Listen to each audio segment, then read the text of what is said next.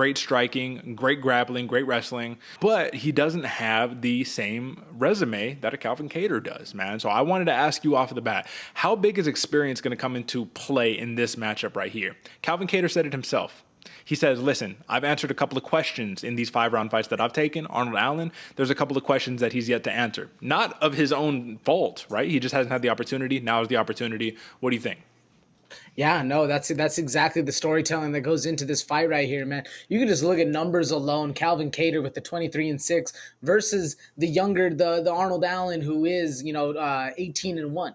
Like you said, Derek, on a winning streak since 2014. So there's a lot going for this dude as far as momentum, but also, man, experience comes into play because Calvin Kattar's been with the big dogs. He's been with the Max Holloways. He's been with all these fighters that really do prove your mettle in that cage. Where Arnold Allen still, to the common fan, rather untested. This is going to be a good one to actually see what he gets done in there and how Arnold Allen, puts together the grappling with the striking, especially going against the boxing heavy striking of Calvin Kattar, man. This is going to be a very fun fight to see how Arnold Allen really holds up to the caliber that is Calvin Kattar.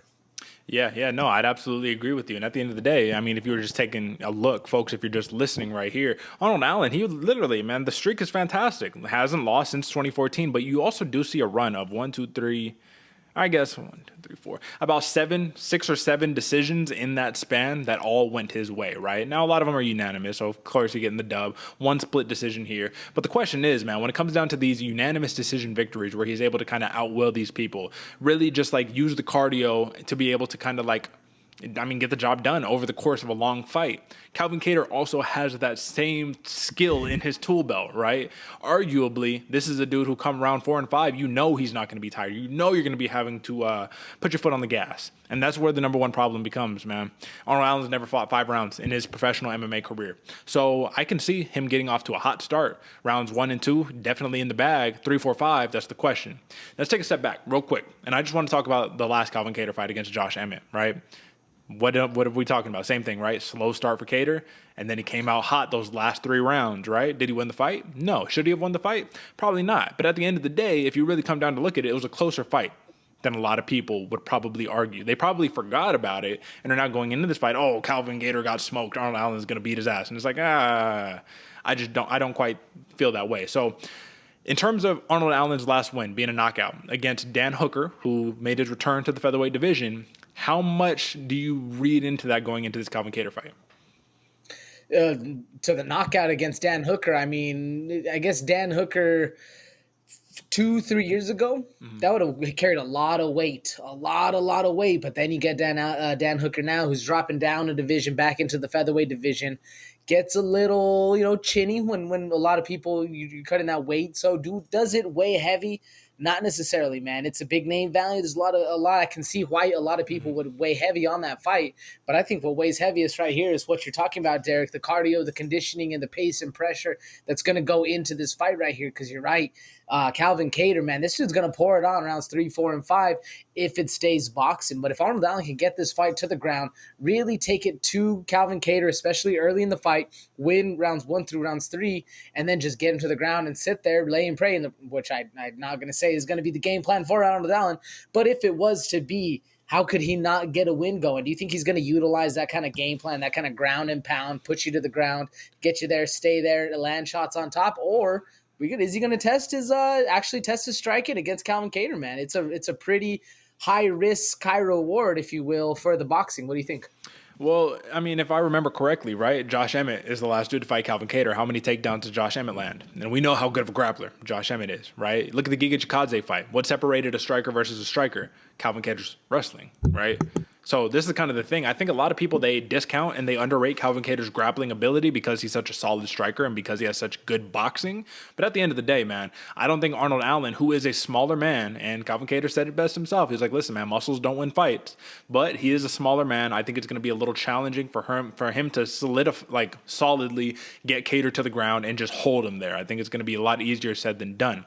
So when it comes down to it, I think they're going to be trading it out on the feet. I guess the question that I have for you here, AJ, is that at the end of the day, man, Calvin Kattar loves to go forward. Arnold Allen is okay with going backwards. And arguably, he looks the most beatable when he is taken off of his rhythm and when he is being chased around the ring, where he's constantly like back hitting the cage, oh shit, and then I'm kind of scrambling. But he also does a lot of really good work countering off of the back foot. Will Calvin Kattar's pressure melt in Arnold Allen, or do you think this is going to effectively play right into his game plan? I'm going with the latter, Derek. I'm going with it's going to lead to more opportunities that Arnold Allen's going to be able to what's the word I'm looking for? Capitalize on. Capitalize. Thank you. I was thinking of a word with a C. Capitalize on and actually make it his game plan, man. Especially because if you've done any kind of fight research on Calvin Kattar, you know this dude has a gas tank. You know he's going to be sitting on that front foot. Now, this is, I guess, the final question before we talk about the actual wagering, because I do think this is going to be a very high level, a thinking man's fight, if you will, right? But this is the question. Calvin Kattar is a dude who is very difficult to put away, legitimately, right? Max Holloway came the closest as of late. Like, probably, I mean, come on, the fight should have been stopped, but he made it through, right? If Arnold Allen manages to have an impressive victory against Calvin Kattar, let's talk even a stoppage against Calvin Kattar. I mean, the potential goes out the roof. You have to be the next guy fighting for the title, right? Oh, 100%, man. If Arnold Allen especially is able to stop Calvin Kattar in the first 2 rounds, this dude, I think we even might get a chance to have Volkanovski stay in the division and really start thinking about this. Or you could start hearing some rumors that Volk's scared. He's running to a new division. I don't think that's going to be the case. I think, that's a little bit of a reach. But hey, if you're Arnold Allen, you get that win. Why not start saying it from the mountaintops, man? We know better than to disrespect the champion, whose name is Alexander Volkanovski. But either way, let's flip the scenario. Calvin Kattar gets a definitive win over Arnold Allen. He's able to get a high-level victory here. Clearly, it's not the same opportunity for both men. Calvin Kattar shouldn't automatically be the next guy fighting for a title, but where does this put him in that top 5 of the division? Unfortunately for Calvin Kattar, this doesn't do much for him, man. I still feel like he's sitting in that 2 to 3, that 4 level fighter. He might bump up a spot or two, but I don't even think they put him above number 2, number 3. Okay, that's fair. And I guess at this point, literally all that's left is just to find out about the fight. So let's talk the numbers. I like that it's minus 105 Kattar, minus 115 Allen. I'm glad there's not some major discrepancy in the money line because this is going to be a close fight, right? Interesting that Allen gets he gets a little bit of the nod in terms of being a slight favorite, but what's more interesting to me is this. Decision prop for Arnold Allen, plus 185, plus 225 for Calvin Kattar. However, let's take this one into consideration. Plus 285 for the TKO for Calvin Kattar, plus 475 TKO for Arnold Allen. Odds makers are clearly saying if it goes to 5-round decision, even though the man's never fought 5 rounds, it goes Arnold Allen. Now, if we're talking about a finish, we're thinking Calvin Kattar, but we could also see him winning a decision. Read into what this prop bet line tells you, man. Like, tell me about how this resonates with you, and what do you think is going to be the most effective prop bet to pick for either of the fighters?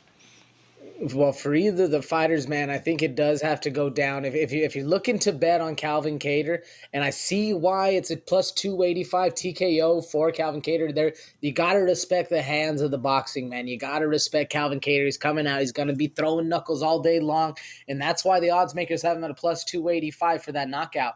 But also for that decision, that plus 225 decision, don't sleep on that. I feel like that's a very, very valuable pick right there if you're betting on the Calvin Kattar side. But at least for me, Arnold Allen, that's who I'm rocking with on this one, man. And I am also going with the untested, the 5-round club, man. His first fight in the 5-round club, and this dude's going to be pushing all the way to the end. I'm going decision. I'm rocking with that plus 185. I think it's going to be very hard to put away Calvin Kattar, but I do think Arnold Allen's going to be able to control it, put the foot on the gas pedal, and get things going. What about you, Derek? Where do you see the money as being most lucrative? And then who do you got? What are you putting on? So I'm going to be honest with you right here. I do like the value of the Arnold Allen decision here, especially if we could rack up some points early. Do I think that's the thing that you need to be betting on? Honestly, not really. I would rather take the minus 115 Arnold Allen than I would take the plus 185 for the decision, personally.